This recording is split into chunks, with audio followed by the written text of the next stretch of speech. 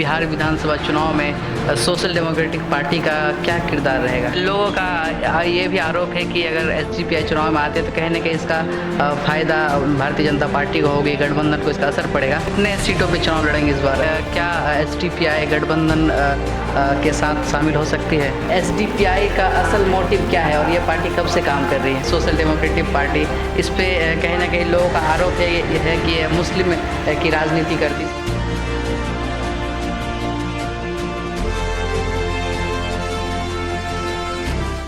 स्वागत है आपका रिपोर्टेज में। मैं मुजाहिदुल इस्लाम। आज हम बात करेंगे मुसलमानों के रहबरी का दावा करने वाले और कई बार मुसलमानों का मुखर आवाज़ बनकर उभरे एसडीपीआई यानी सोशल डेमोक्रेटिक पार्टी के बारे में। और हमारे साथ बात करने के लिए मौजूद है एसडीपीआई बिहार प्रदेश के अध्यक्ष नसीम अख्तर जी। बहुत बहुत स्वागत है आपका रिपोर्टेज में। स्वागत के साथ तो मेरा पहला सवाल ये है कि एसडीपीआई का असल मोटिव क्या है और ये पार्टी कब से काम कर रही है? एसडीपीआई अर्थात social democratic party of India 21 जून 2009 को बनी है। हमारा मोटिव यह है freedom from hunger, freedom from fear. इस देश में अगर सबसे ज़्यादा जटिल कुछ मुद्दा है तो लोगों की भूख और लोगों का डर। आज इस कोरोना की महामारी में हमने देख लिया कि भूख से कितने लोग मर रहे हैं और किस तरह इस भूख की वजह से लोग पलायन करने पर मजबूर हैं। प्रवासी मजदूरों की हालत हमने देखी।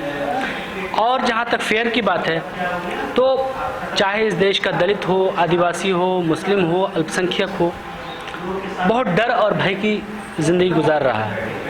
एक माँ को इस बात का डर रहता है कि अगर हमारा बच्चा कल जा रहा है कहीं पे तो सही सालिम वापस आएगा, सुरक्षित आएगा कि नहीं आएगा, इस बात का डर लगा रहता है। इसलिए हमारा जो नारा है, स्लोगन है कि इस देश को, हमारे समाज को भय मुक्त होना चाहिए और भूख मुक्त होना चाहिए। रही बात हमारे मोटिव की, हम पूरे देश और विशेष रूप से मुसलमानों, दलितों, आदिवासियों और अन्य जो पिछड़े वर्ग के लोग हैं उनके लिए ख़ास तौर पर काम करना चाहते हैं और काम कर रहे हैं। इसलिए कि उनको कहीं ना कहीं अधिकार से वंचित रखा जा रहा है और उनका जो संवैधानिक अधिकार है उनको मिल नहीं पा रहा। और लेकिन आपकी जो पार्टी है सोशल डेमोक्रेटिक पार्टी, इस पे कहीं ना कहीं लोगों का आरोप है कि ये मुस्लिम की राजनीति करती है। इस पर कितनी सच्चाई है?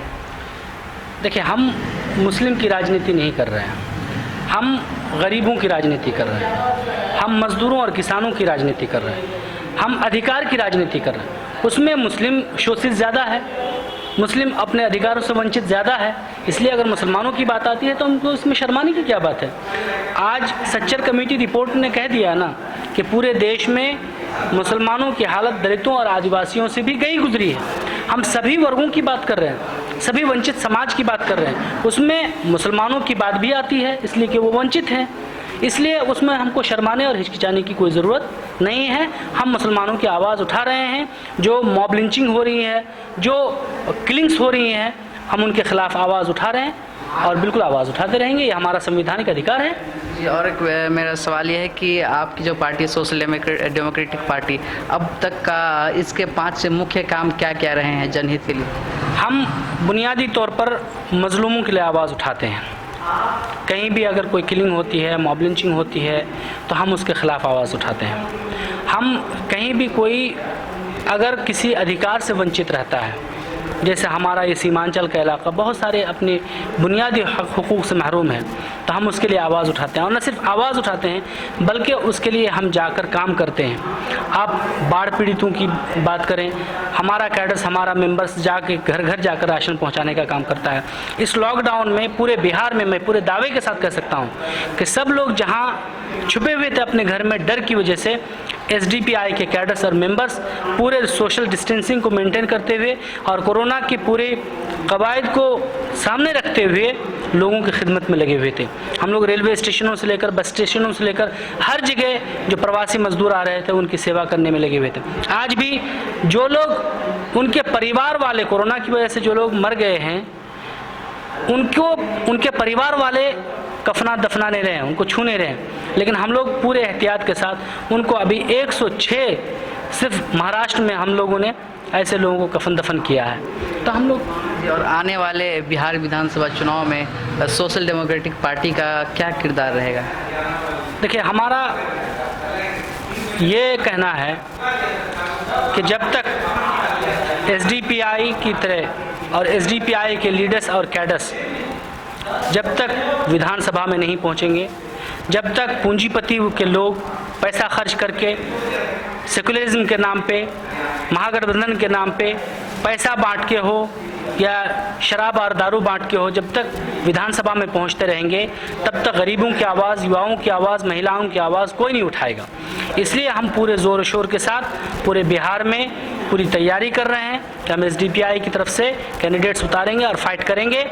और मुझे आशा और उम्मीद है कि लोग इसको चाहेंगे, लोग इसके काम को देख रहे हैं बाकायदा, और मुझे पूरी उम्मीद है कि इंशाअल्लाह हम लोग इसमें विजय प्राप्त करेंगे और हम लोग ज़्यादा से ज़्यादा सीटों पर। आप लोग कितने सीटों पे चुनाव लड़ेंगे इस बार आने वाले विधानसभा चुनाव में? देखिए, सीटों की तादाद तो अभी हम नहीं बोल सकते हैं, इसलिए कि ऑफिशियली इसका अनाउंसमेंट नहीं हुआ है।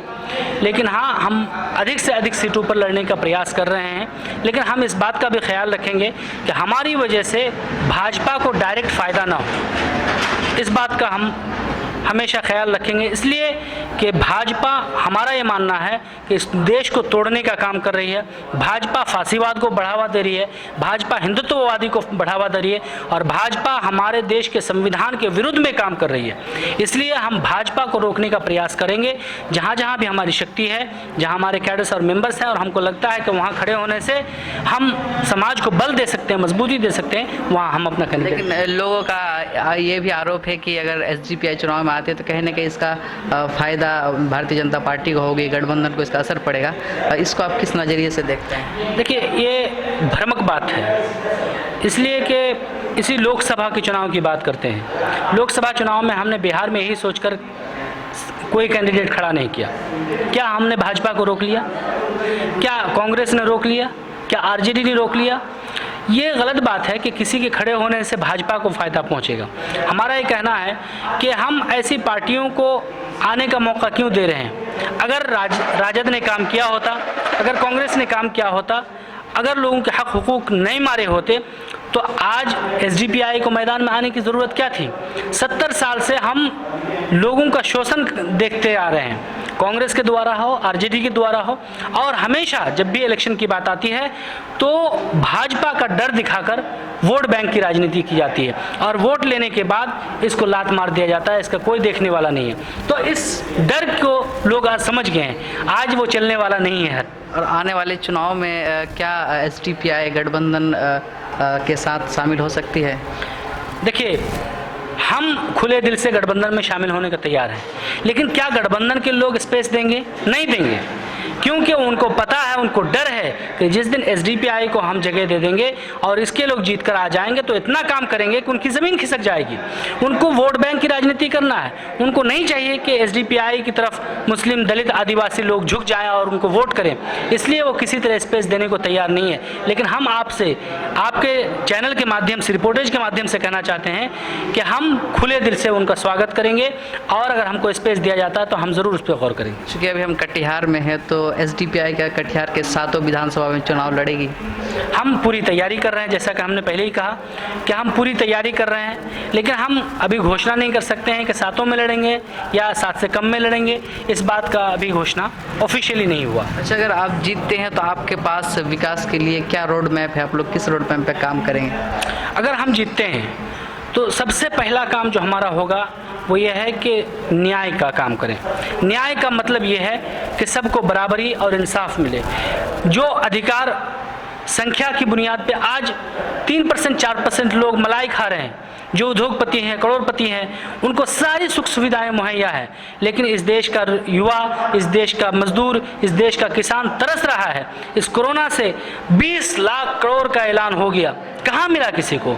तो हम सबसे पहले न्याय स्थापित करने का काम करेंगे और न्याय की जब बात आती है तो सबको उसका अधिकार मिले, इसके लिए हम लड़ाई लड़ रहे हैं और वो हम किसी भी हाल में उसको लागू करेंगे। और शिक्षा, स्वास्थ्य, इन सब को लेकर के, सड़क है, नाली, इन सब को लेकर के आपके पास क्या रोड मैप है? हमारा एक प्लान है आपने शिक्षा की बात कही है, बहुत अच्छी बात है कि बिहार शिक्षा में सबसे पिछड़ा हुआ है। मोदी जी ने भी कहा था कि हम 20 यूनिवर्सिटीज़ को ऐसे ऐसे ग्रांट देंगे। मोदी जी ने, ये नीतीश कुमार जी ने विशेष राज्य का दर्जा मांगा था और यूनिवर्सिटीज़ को सेंट्रल यूनिवर्सिटी बनाने का मांग किया था, कहीं कुछ नहीं हुआ। और शिक्षा का स्तर लगातार गिरता जा रहा है। मीडिया के माध्यम से जो फुटेज आ रहे हैं वो हमारे लिए बहुत शर्मनाक है कि मैट्रिक का एग्ज़ाम हो रहा है और लोग खिड़कियों से उनको चिट पहुंचाने का काम कर रहे हैं। तो हम शिक्षा पे सबसे पहले काम करना चाहेंगे, शिक्षा का स्तर बुलंद करना चाहेंगे।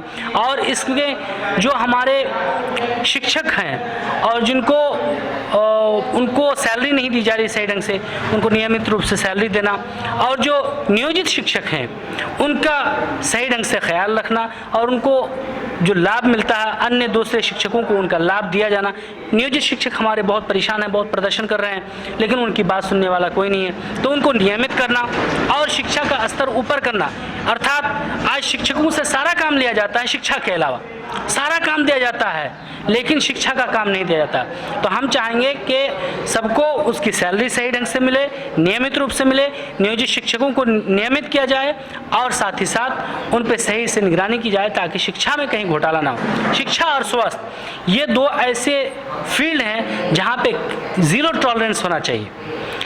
शिक्षा इसलिए कि हमारा भविष्य है उसमें, और स्वास्थ्य इसलिए कि वो हमारा प्रेजेंट है। इन दोनों फील्ड में ख़ास तौर पर ज़ीरो टॉलरेंस होना चाहिए। लेकिन इन दोनों फील्ड में सबसे ज़्यादा रिश्वतखोरी है, सबसे ज़्यादा भ्रष्टाचार है। इसको ख़त्म करके हम इनको रेगुलराइज करना चाहेंगे और चाहेंगे कि हमारा बिहार शिक्षा, स्वास्थ्य और बिजली पानी के मामले में अन्य जो राज्य हैं उनसे कहीं आगे बढ़े। और आने वाले चुनाव में नसीम अख्तर जी किस विधानसभा से चुनाव लड़ने वाले हैं? ये पार्टी का जो भी फैसला होगा, जो निर्णय होगा, वो हम करने को तैयार हैं। हमारी पार्टी में है क्या कि ऊपर से टिकट नहीं मिलता। हमारी पार्टी का सिद्धांत है कि हमारा मशवरा, कंसल्टेंसी हमारी पंचायत से शुरू होती है और पंचायत के लोग पहले नॉमिनेट करते हैं। समझिए कि किसी को कहते हैं कि हमारा कैंडिडेट होना चाहिए 2, 4, 5 किसी को भी, फिर वो प्रखंड में आता है, फिर वो ज़िला में आता है और इस तरह से कवायद होती है। तो प्रक्रिया शुरू है। मुझे जहाँ से लोग चुनेंगे और जहाँ से पार्टी का आदेश होगा मैं तैयार हूँ। और अगर आदेश होता है कि नहीं तुमको नहीं लड़ना है तो पार्टी प्रेसिडेंट होने के बावजूद भी मैं पार्टी की बात मानने को तैयार हूँ, जो पार्टी का फैसला होगा। और हम लोग अपने इंटरव्यू के लास्ट में एक ऑन वर्ड थॉट करते हैं जिसमें मैं आपको एक वर्ड दूंगा, आपको एक सेंटेंस में डिफाइन करना होगा। सबसे पहला वर्ड है नरेंद्र मोदी। इस देश का दुर्भाग्य है कि सबसे निकम्मा प्रधानमंत्री है। राहुल गांधी। लोगों ने विश्वास किया लेकिन खरा नहीं उतरे। नसीम अख्तर। कोशिश में है। लालू यादव। भ्रष्टाचार के आरोप है। नीतीश कुमार।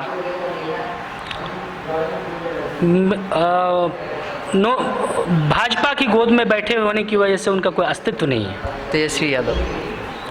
लोगों को बड़ी उम्मीद है लेकिन खरा नहीं उतर रहे हैं। बहुत बहुत शुक्रिया हमारे साथ जुड़ने के लिए। तो ये थे SDPI बिहार प्रदेश के अध्यक्ष नसीम अख्तर जी। इनका कहना है कि अगर हमारी पार्टी इक़्तिदार में आती है तो सबसे पहले जो न्याय व्यवस्था जो चरमराई हुई है इनको पहले सुधारना है और शिक्षा, स्वास्थ्य और समाज पर भी काम करेंगे। बहुत बहुत शुक्रिया।